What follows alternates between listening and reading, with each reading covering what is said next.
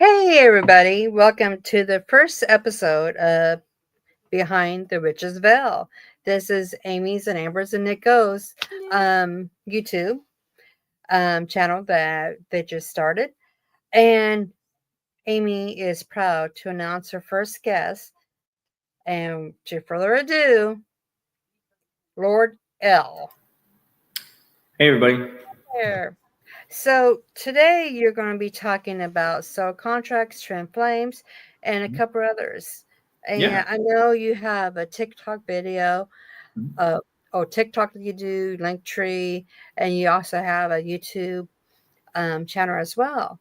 Mhm. So We will with have that, everything linked under. yeah, we have everything linked. So for further ado, I'm just going to have you take over the show, Okay. and we'll be here if you need us. Okay? Awesome. Sounds like a plan. So yeah, I'm Lord L, or Lord Elith. I just tell people to call me L because that's usually what's easiest for them. Been in practice for about like 5 years, a handful of crazy occurrences and stuff like that. But yeah, I have a YouTube. I'm more prevalent on TikTok. I have a business page. My link tree basically has like all my links. So if you have questions or if you want to reach out, all that information is right there. But we're going to talk about soul contracts. So a lot of times, soul contracts, those are things that they're pretty much written, not necessarily in stone, because it is a contract. So it can change, it can be modified, it can be broken and or destroyed. That's something to keep in mind. And some things that can do that, we'll cover those as well. But a lot of times, like your contract is like it's already put together before you even arrive here, right? Like most times, you already discuss what's going to happen when you come down here when you're just a soul and you don't have like a vessel. Some soul contracts are known as soulmates, twin flames, and then you have twin rays. Twin rays are extremely rare. I've only ever heard of them once or twice. I personally have never seen anyone, myself included, who has like found one or has been a part of one. But let's start out with soulmates first. So soulmates, in my opinion, a lot of people have a lot of soulmates. Soulmates aren't necessarily always like romantically inclined. Sometimes it could just be like business partnership. Maybe you guys are like workout buddies or something, or this is just like a childhood friend that's just you've been friends since like you can remember essentially. And then in the romantic sense, it's like it's a pretty powerful connection. I wouldn't say that like crazy synchronicities happen left and right. Because I'm looking back at like some like soulmate connections that I've had, and I don't know. I feel like that's like the introductory thing. I feel like a lot of people, when either they're early on in their journey or they're just starting to kind of understand like how their vibration works, I feel like that's when a lot more like soulmate content starts to come in. Like for instance, I had a buddy of mine. So like through past life regression, I've seen people in past lives and then have them show up in this one too. And I've gone through most of them. So one of them was a friend. We had been childhood friends for a good amount of time, and then I ended up having to move, and then we lost contact for a while. And then as a young adult, at some point in time, I had reached out to him, and we reconnected, and it was great. Everything was great. We worked out, we talked, like we were like best of friends, like nothing had ever happened or nothing had ever changed. And we continued that way for a couple of years, and then we tended to have we had a big disagreement, and no matter how I tried to articulate my side of the story, which there really wasn't even a story, it was just more of a disagreement, they didn't want to listen to anything that I had to say. So at that point, that contract is then up to be null and void. It really just depends on how you want to progress forward. Because a lot of things with a lot of these different connections, you'll find that there are patterns and or cycles. People have patterns, the universe has patterns, the algorithm has patterns. Like the universe itself is a big algorithm in itself. And if you can find a way to link up all these different energies and all these different resources, you have a very unique way of kind of interfacing with the universe and being able to kind of speak back and forth with it with synchronicities. Um, a lot of times what happens is when a contract is up or it's ready to be broken, null and void, or whatever, is that there's some kind of status change. And a lot of times that is somebody has crossed some kind of an energetic boundary. Or it could even be a physical boundary. It could be that like, hey, I told you from the get-go, you're not to speak to me like this. I'm not asking for anything over the top or demanding, but I don't condone that kind of behavior. It could be too where it's like, let's say instead of this being a friendship situation, this is more of a romantic situation. And let's say one of the partners kind of goes outside the connection. Doesn't have to be in a physical sense. Maybe it's just more in like media sense, and they cross that boundary, and without even you knowing, all of a sudden the relationship starts going through negative patterns. It might be where maybe for 3 weeks you guys are really good, right? The romance is there, the love is there, the passion's there. Like it was like you guys first met. But like a cycle or like a pattern, something comes up. There's an argument. Maybe there's broken trust. It could be a number of things. It could be money. It really doesn't matter.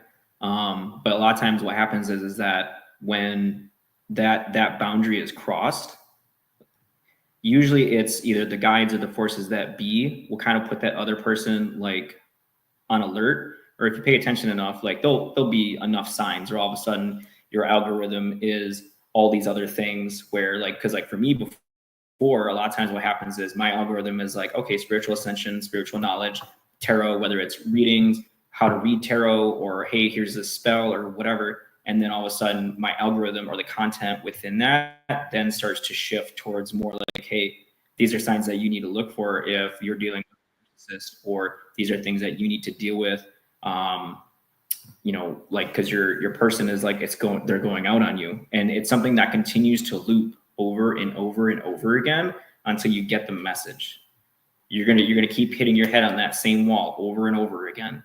Like in some situations, like cool, like people can change, and then in that situation, that contract is able to continue, right?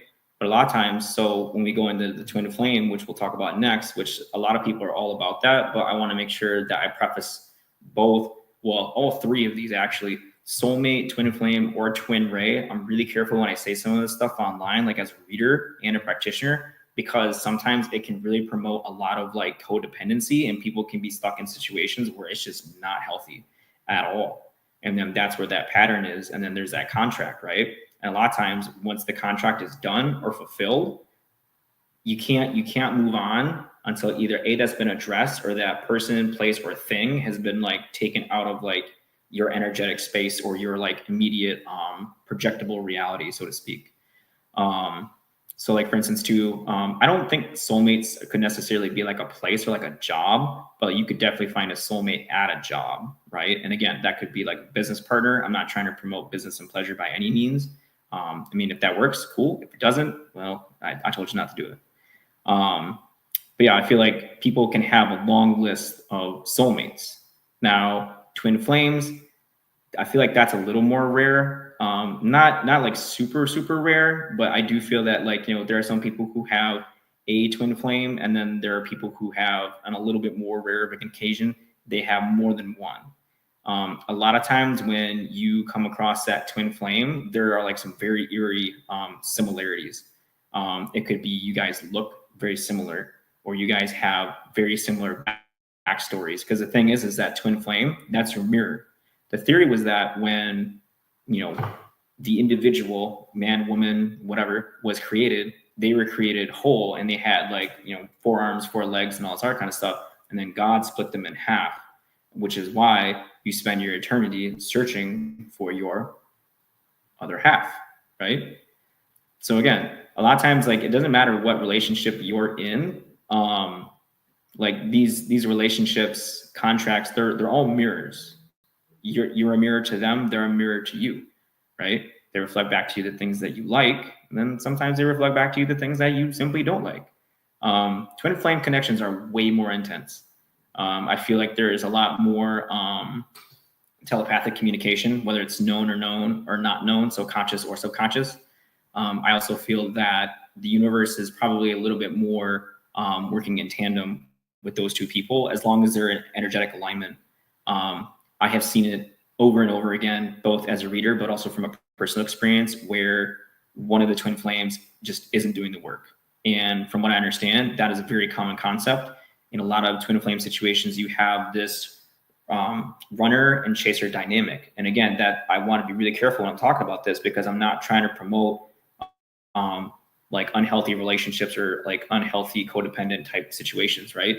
So you have one person where maybe they're like a little bit more energetically aligned, or they could be like an anxious attachment style, because those things play into these things as well. But a lot of times these relationships are very challenging, and they're challenging for a reason, because they're meant to evolve the soul. A lot of times, at least from what I've seen, is that twin flames are more or less meant to activate those two people. And then based on what they do after that is really going to determine the trajectory of each individual self, but also that relationship, assuming that it stays together, romantic or otherwise.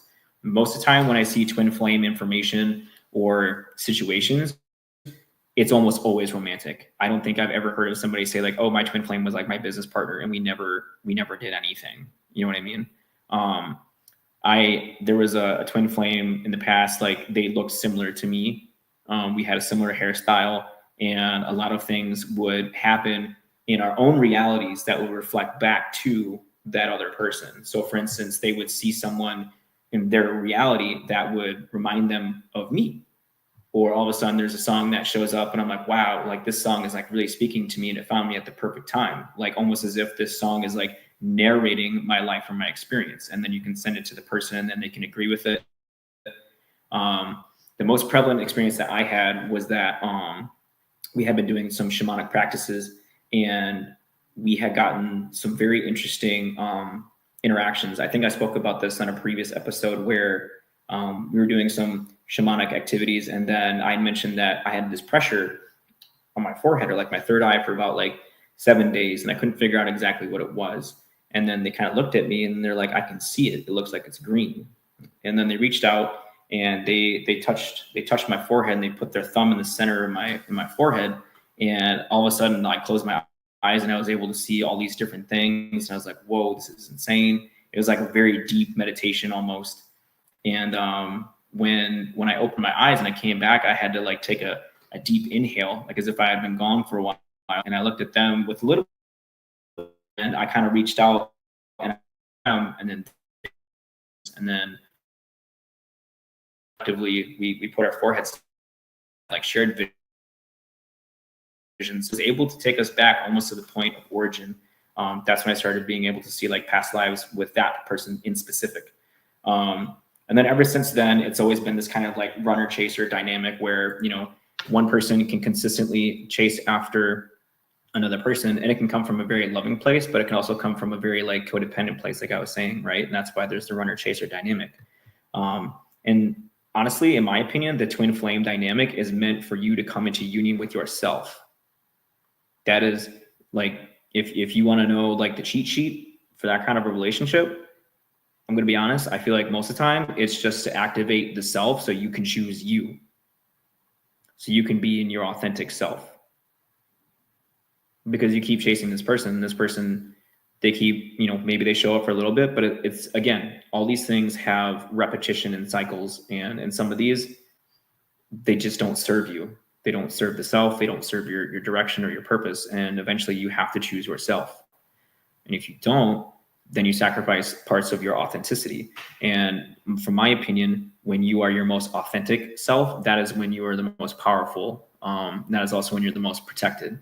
A lot of times you'll find people in these codependent relationships, and it's a long game of control and manipulation. And it goes from love or respect to more like possession. Now, don't get me wrong. Like if you're into those things, like in the BDSM community, that's fine, as long as everything's consensual. But most of the time, that's where a lot of these relationships go. Like somebody's like starting to shine or progress or raise themselves like energetically. And then what happens is either some fuck shit happens, or this person starts acting out to bring this person back down. Does that make sense? Because misery loves company. I can't allow you to be higher than me, because now my shadow is going to come out. And if you don't have a really good integrated shadow, if you guys don't have really good communication, a lot of this stuff it's just going to be pervasive, and it's going to continue to show up throughout that dynamic. So for instance, I don't look back at the general direction of that twin. Okay. I don't look back at the direction of that twin or that person specifically, because they haven't changed. They have not done the work, and they've proven to me time and time again that this is just who they are. And you can't even be mad at that, because it's like when somebody shows you who they are, you best believe it the first time, because they're going to do it again. It doesn't matter if it's good or bad, right? But people will tell on themselves, and you need to pay attention to those things. But needless to say, the other thing that happens is that within the soulmate dynamic, the runner-chaser dynamic will flip. So what happens is that the person who is the chaser either accepts that that person is going to continue to run or not do the work. So then they're like, cool, I'm going to be off on my own thing right now, right? Yeah, so I'm gonna go off. I'm gonna do my own thing because you've proven to me that like this isn't conducive for us at this point, right? And then what happens is the other person who is the runner, they might try to go out and do all these other things to like fulfill themselves and fill the void that's within their soul. But the problem is that they're trying to fill it with other people. They're trying to fill it with like cheap experiences. They're not, like, I'm telling you, like the only thing that's really going to fulfill you is that like if you like put in that work into that spiritual ascension. Because I'm at that point where I'm like, there's not a lot of stuff that fulfills me anymore other than me doing my purpose and trying to get closer to source, God, whatever word you want to put on it, right? So the dynamics will flip. I'm not chasing. I don't chase. I don't chase shit. And you shouldn't either. Nobody should. Like, I don't know why adults have to play games like this. Regardless, this person or this energy is pervasive because it likes to continue to project itself into my experience, and or they will attempt to try and show up.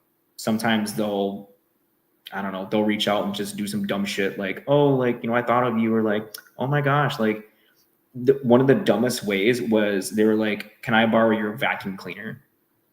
And I live 2 hours away from them and they live in a college town. You mean to tell me that none of your friends over there have a fucking vacuum cleaner? No, that's just more or less somebody trying, again, to get back into your energy. And then sometimes people, they're only with you because you actually have an energetic resonance to you that brings in abundance, prosperity, and protection. And they can't do that on their own. So then that becomes, again, more of possession, right? So the roles will flip. And then when the roles flip, the person that was the chaser is now more the runner. And then that activates something in the person that was the runner because now they're the chaser, right? But at the end of the day, in my opinion, this is all a very deep soul lesson to choose yourself. I have only heard twin flames work out maybe 10% of the time. Otherwise, most of the time, it's all the same stuff. Runner, chaser dynamic, codependency, like I can't get them to love me, or the moment I try to push to show more love and affection, or I try to like help them, it does the exact opposite. So in one way, this could almost be anxious attachment style with somebody who has an avoidant attachment style. Like you can go from the spiritual, bring it back down to the psychology, and then bring it back up. It's the same thing. Now, the other thing that is a little bit more rare is what is called a twin ray.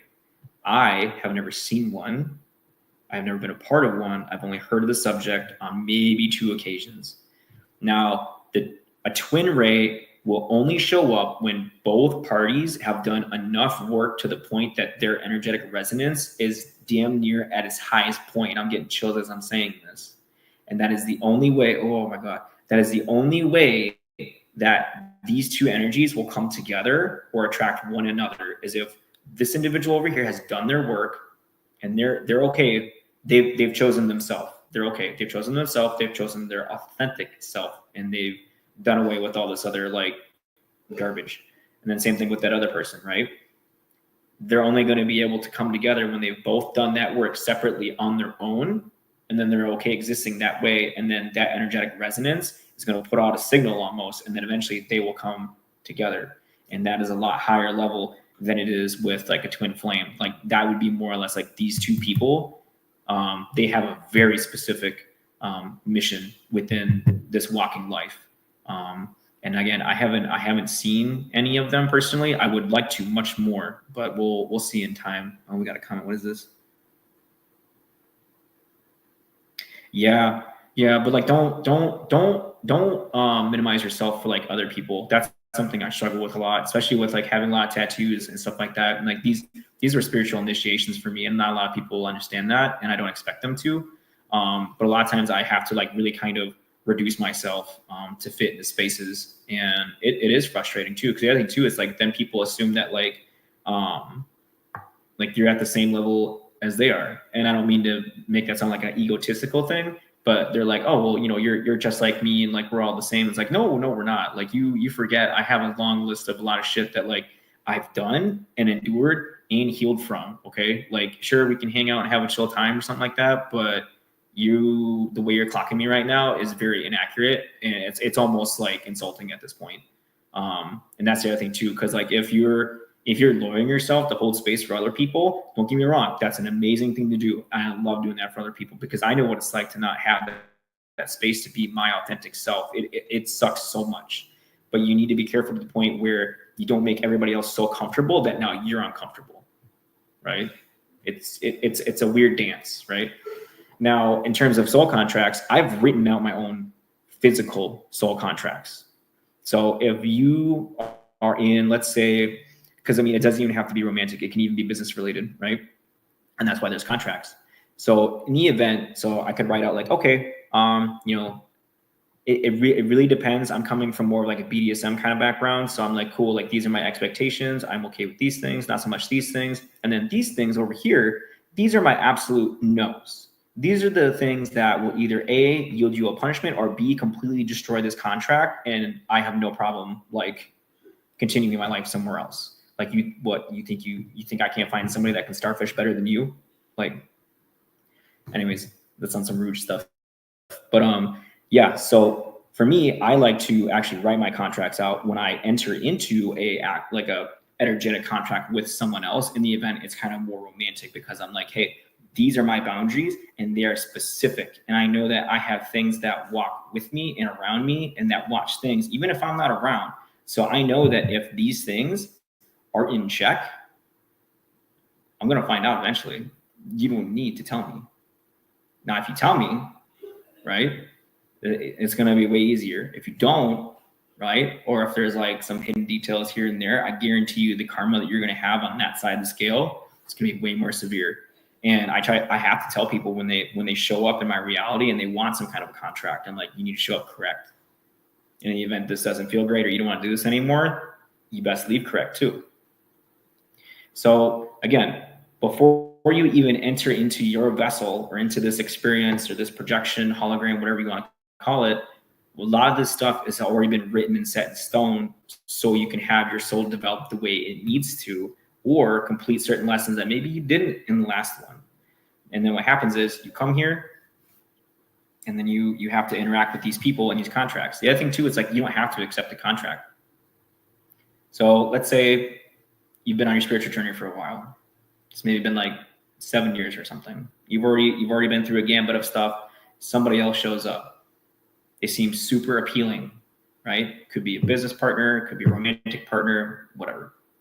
And then what happens is you actually, you start to get close with them, and then you start seeing some like red flags like here and there, right? That's your cue to basically be like, hey, am I going to be able to be okay with accepting these things, whether they're red flags, habits, or just accepting less? In the event that you're okay with that, okay, cool, go ahead, sign that contract, like physically, energetically, like whatever. In the event that you don't, that would have meant that you would have learned your spiritual lesson from the last umpteen times, right? And then you don't even need to entertain it. Because the other thing too is I've noticed is that there are certain energetic resonance that almost feel like egregores that I notice bounce from people to people, or it's a similar signal. Like I'll meet somebody and I'm like, okay, cool. Clearly you're not like emotionally available. You're not emotionally like intelligent, and you're very manipulative. And that is something that's not conducive to my experience. Like it fucks with my nervous system. It fucks with my energy, and it's not appropriate, and I don't condone it. So again, like it's very important to be okay with accepting these things as they show up, because if you don't, it's going to affect your power. And what is power? Your power is the ability to do what? Whatever you want. right? And when I say whatever you want, I don't mean that in like a narcissistic way, like I'm going to do what I want, you got to be okay with it. I mean more or less like what you want to manifest, what direction you want to go in, the things that you want for your life or like your situation, right? Because the problem is when it turns into more of like, this is a possession, this is mine, you're going to start having problems. And then it's one person trying to control another person. But the issue is that maybe the thing that this person is trying to do is actually true to them and it's their most authentic expression. And then this person over here, either they don't do the work or they feel a certain way about it. I'm talking about like a healthy expression, right? Like I'm not talking to go to like some swingers club or something. And I got to say that because that's what's showing up in my readings and I don't know why. Like that's not my vibe. So like y'all need Jesus or something. I don't know. But when that happens again, it's like, I got to bring you down here. So I'm a little bit more comfortable. And then it's just kind of like, nobody really goes anywhere. And then there's like friction that's in between the two. So the main thing though, is that it affects your power because you can't authentically be yourself. And then it affects your resonance and it affects your authority. And what do I mean by your authority? Being the author of your own reality. Is that person conducive? Is that person, place, or thing conducive to that? Because if it's not, it's going to continue to keep bringing you down more and more. Like for me, it's almost like you take 10 steps forward, right? But then you get knocked down and well, you take 30 steps back. Like there's just no, like the forward and consistent trajectory is very limited. We got a comment. Oh yeah. But yeah, so a lot of soul contracts, they come and go. The sticky thing though is sometimes when there's more than one. So like for instance, more than one soulmate, and this is in the situation where like somebody has gone outside the energetic boundaries of one contract, but then there's another one that's over here, right? It's much better to have that hard conversation, be like, hey, like this isn't doing what it's supposed to do for either of us. So at this point, I think it'd be better if I just do my exit like real clean, because then there's no karma. You're not racking up debt. Right? There's not other things you have to like deal with or put up with later. I mean, some people, they might get like really upset and do like smear campaign and say all kinds of messed up stuff, but they just meant that they got caught and they didn't get what they wanted. That's really all that ever is. Cause like that can happen too. Like this contract has definitely expired for a while, right? And then you're out and about whatever else. And all of a sudden like some other energies around, you're like, whoa. And then you're drawn to that. But you still have this over here. You got to honor this. This is almost like an anchor at this point, right? So you need to do something and decide something with that, because if the boundaries, if they're not correct, you're going to find yourself in a whole mess of stuff. And I'm telling you from experience and also as a reader and how I've seen it out in the real world, don't recommend it. It is not a fun time. You find yourself a lot more susceptible to a lot more like negative and malevolent energies that can like kind of twist and alter whatever your direction is. I've had to deal with that. It is not enjoyable at all. So again, some contracts, you got to go through it. Like, I'm sorry, but like you need the character development, like you need the lore, right? Other ones, they can be avoided because you sense this, or you're like, I've already learned this lesson, and you look like a lesson, right? And I'm not looking to have another lesson right now.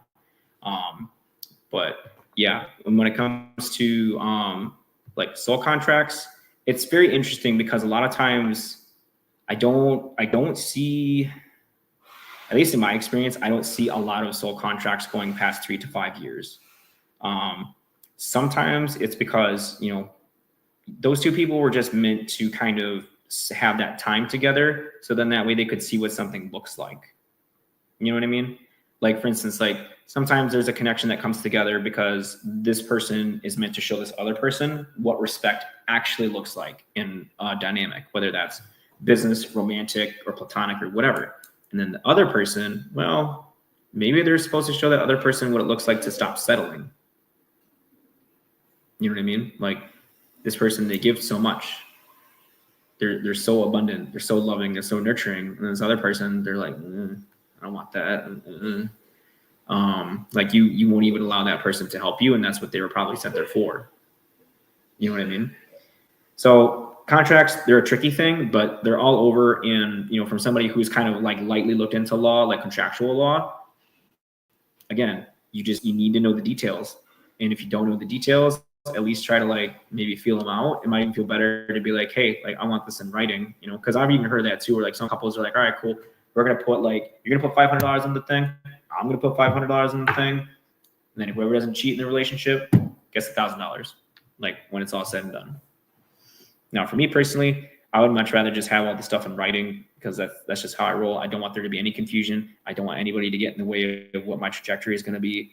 I like to be like super calm, super chill as often as I can be, because that's just kind of where my energy is usually at on a regular basis. And I feel like if you get me to act out of pocket, that tells me that this is most likely an unhealthy contract that I should not be a part of.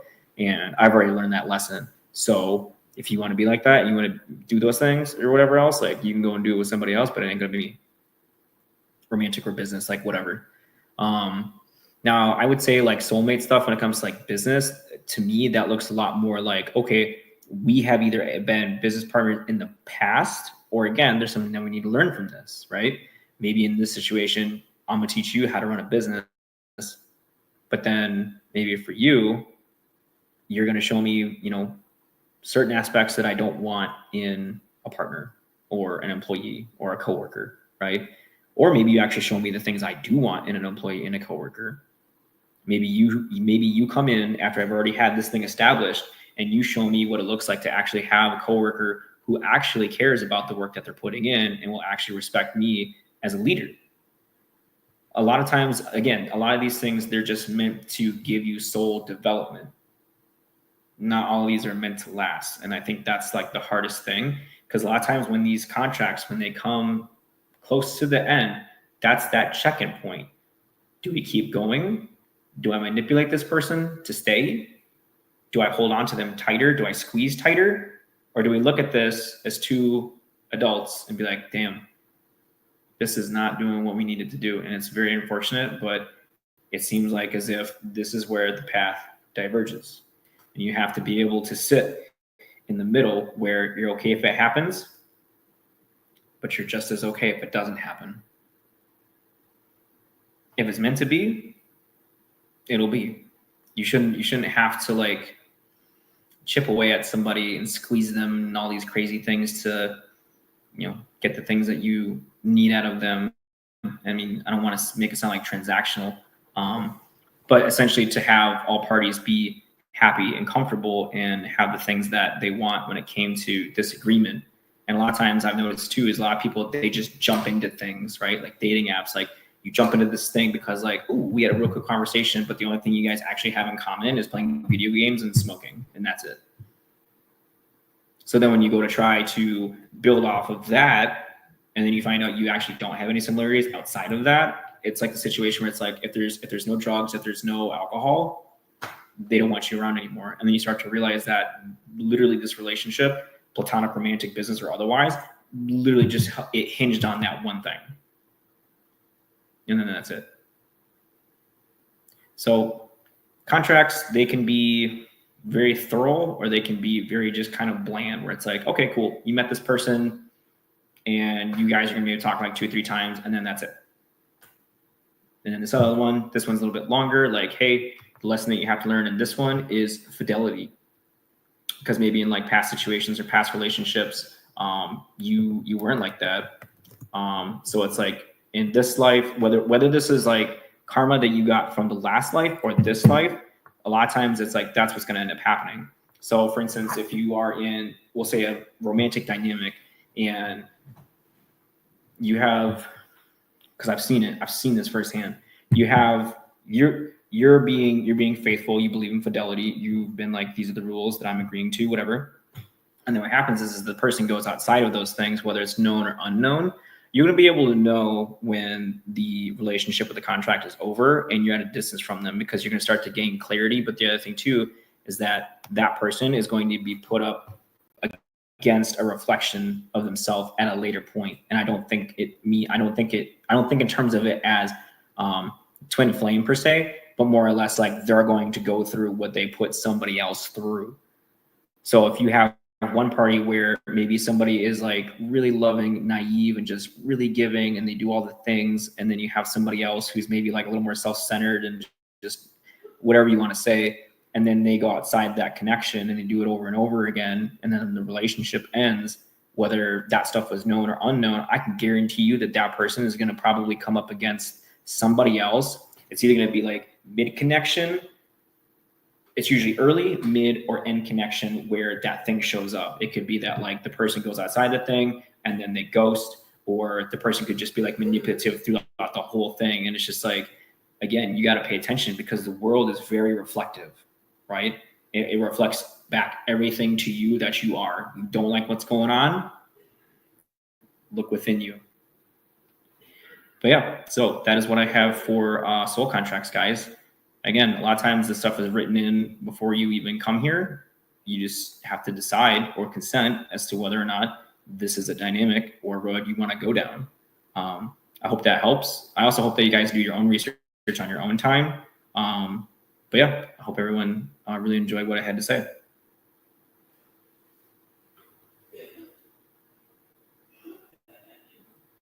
There we go.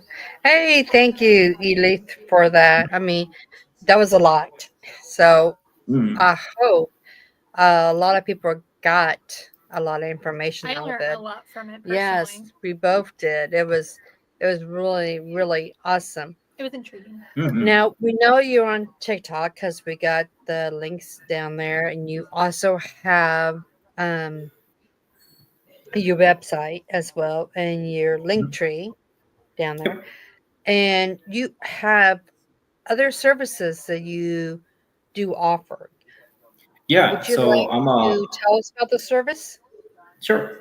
So the other thing, I'll probably mention some services that might not be listed on there quite yet. The website's still under construction. I'm kind of adding things as I go and trying to figure out, the cost of certain things, both in terms of material and energy and time.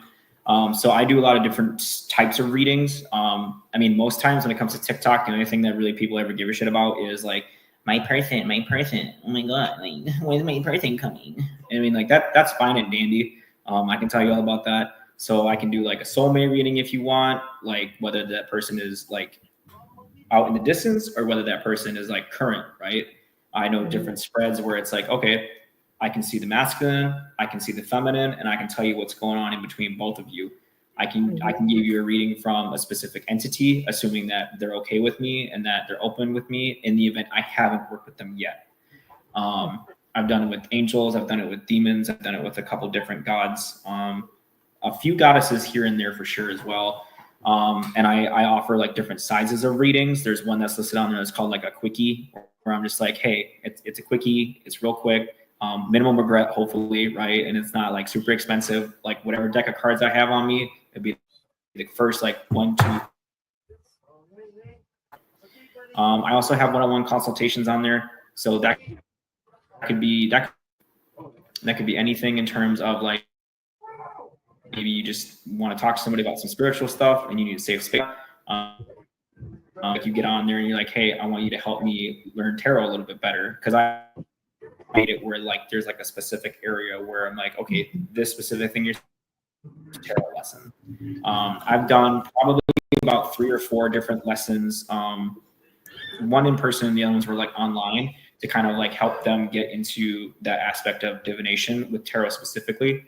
I also have some other stuff. I specialize in malevolent protection. And the way I would describe that is almost as if it's just a trap, right? So the protection's there, but the thing is something has to like trigger it because it's a trap. Something has to trigger it in order for that protection to like activate and come up. And then it does have some malevolent side effects to it. One of the things that I made was called bloody foot salt. Now, bloody foot salt it's a protection, right? So it's salt, so it's protective.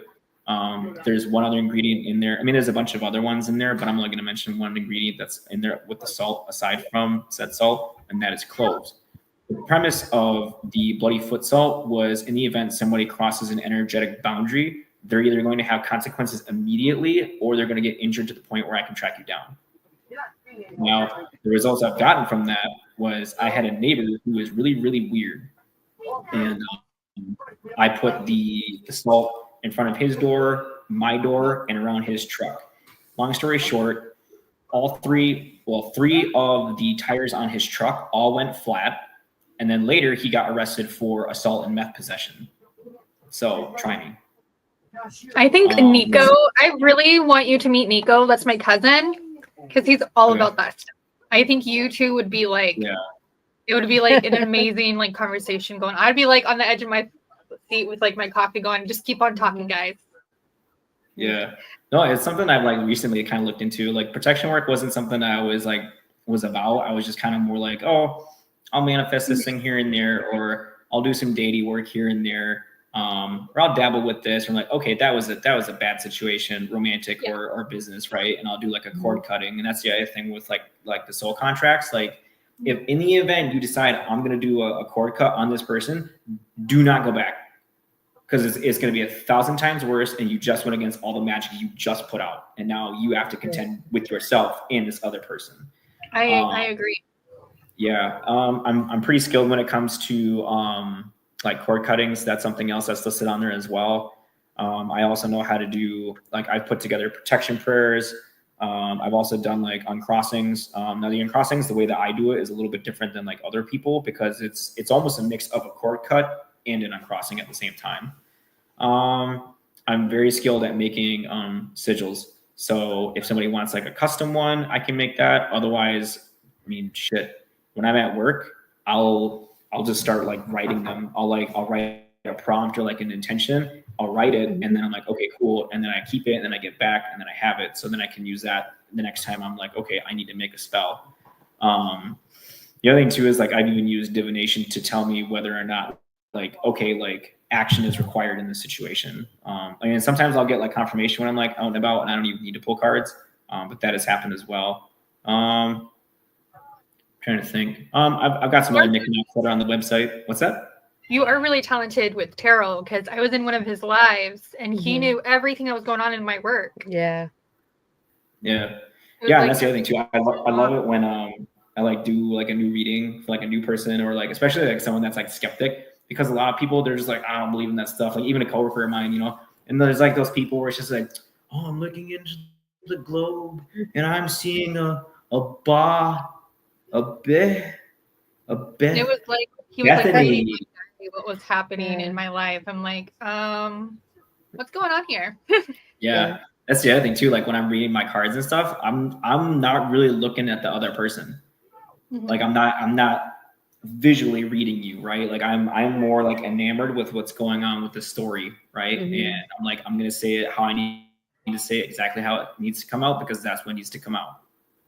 And like sometimes like I'll get a card in the upright, but it doesn't feel like that as I'm going through the story. Other times too, like the other day, I was giving somebody a tarot lesson and I was showing them how to do like a Hecate's crossroad pull.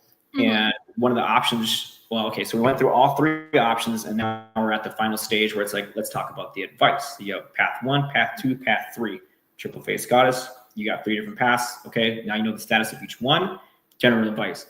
We had the 8 of Cups show up, but their 8 of Cups had a ghost in it.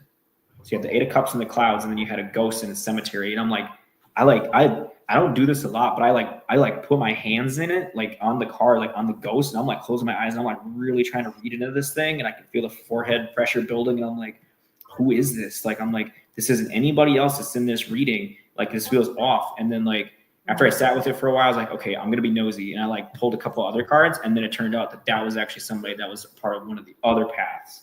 Because over here, they showed up as a Knight of Cups in reverse. But over here, they showed up as a King of Wands in the reverse. And I was like, this person wears different suits. Yeah. They have the ghost outfit. Like they might ghost you once you figure out the illusion, right? But then this person, they wear different suits to keep you confused. And that you got to watch out for that. But yeah, I don't know. It's interesting. I'm traveling around the state of Wisconsin, like dropping off business cards. Otherwise, I do readings on TikTok a lot. I know for me personally, doing readings for people is definitely like a major calling of mine. And I'm just doing my best to kind of like follow that as best as I can. And like to me, it feels kind of more like I am people's like spiritual counselor or therapist where I'm like, okay, cool. We're going to talk about what's going on with you. My cards is going to bring out whatever it needs to be discussed. And then it's going to stay between you and me. A lot of times I ask people to like write a review for me too. I haven't found a place or made a thing on my business website yet for reviews quite yet. But I have like a very long list of them, like where I can just like copy and paste it in the event somebody wants like a review or something. But yeah, I don't know. It's been a very interesting journey. I mean, I've done Reiki on people. I've pulled an etheric knife out of somebody before. Like I've had that same thing happen to me. So it's like I can comment on both sides of that experience. A lot of times I've noticed that is actually like after like a 3 of Swords situation happens, like betrayal doesn't have to be romantic. But yeah, a lot of those things, it's I don't know, it ceases to amaze me. I notice like the more I let go and I just do, the more it just kind of like it starts to kind of come together and flow together. Side note too, when it comes to tarot, a lot of times I'll even do math, or sometimes I'll do numerology too. And I say those things specific, like, because there's a difference. So numerology, it's like I could get 3 of Swords, 3 of Pentacles, 3 of Cups. So I'll do that whole reading where the cards land, but then after that, I'm going to pull that pattern, those 3, I'm going to pull that apart on its own separately, because that has its own message in itself. Sometimes too, this might be more true with the Rider-Waite, is that I'll look at the background of the cards and I'm like, okay, there's a bunch of yellow backgrounds. So if I put all the yellow backgrounds together, even though they're different suits, what's the message with this one too? And then other time I'll have like the 8 of Swords land next to the 5 of Swords. And I'm like, well, okay, so here's the message here. Here's the message here. Well, what's the difference between those two? It's the 3 of Swords. So then either I go through the deck and I find that 3 of Swords and I take it in whatever position I find it in, and then I put it in between. And then I'm like, okay, cool. And other times too, I'll like take my deck and then I'll flip it upside down after I've done like that line of the spread. And I'm like, okay, this is the hidden thing, because it's on the bottom. There's been other times too where I've done a reading for somebody and I started pulling like every card from the bottom of the deck, went through the whole deck. The weirdest reading I've gotten so far was this guy came to me on TikTok and he asked me for a reading. He's like, I was dating this girl. I know she's a witch. She's got some of my hair. I just want to see what's going on. Turned out, dude cheated on her consistently for like 2 different years. His excuse was they were on a break and she went with like 5 other dudes or something. And then she also did her professor or something. At that point, I was like, okay, y'all deserve each other. I don't care about the drama, not my life, but whatever. That dude's fucked. Like, literally. Like, the dude is dodging bullets just to stay alive. Like, the cards show that, like, the lady, she got her sister, and her mom to, like, do the spell. They opened up a gateway. They sent the dude malevolent energies, a lot of monitoring spirits. Like, even the chariot, he's like on a motorcycle and there's like an eyeball here, here, and here. She's like, dude, it doesn't matter where you go. Like, they're watching, they see you. And then I was like, they even took it outside of that group of 3 into a group of 8. So you went from a family unit to a coven now. I'm like, dude, you're pretty much screwed. I'm like, these people have done this before. And he, after the reading, he's like, that's insane. He's like, no one else has been able to see that like you did. He's like, you've seen my truth that like nobody else could. And then we took a conversation on Discord, and I was like, I want to know who these people are. I want to know who this coven is, because to be honest, I'm a fan. Like, I just want to take some notes, right? He gave me a couple names, and I did a very light search, and nothing really came up. The next day, though, now I'm not even kidding when I say this. The next day, I get a message from his account. So he's on TikTok and he's on Discord. I get a message from his Discord account. Somebody else was in his account. They typed different. The energy was different. And it said the person's username, in quotations, so-and-so won't be bothering you anymore. Please discontinue your search. And both accounts were deactivated. That's wild. Yes. Oh, yeah. Oh, I get chilled on that too. Yeah. I think I don't know. like, the weird, because I was introduced to like tarot as a small child. Like when I was like a teen, I was trying to rebel against my mother, and she's a high priestess. So the only way I knew how to like rebel against her was like deny who I was and be like, I'm not gonna be a witch. And she did like a tarot reading, and then all hell broke loose for the rest of the night. Like objects were moving throughout the house, flying, doors were shaking. It was messed up, but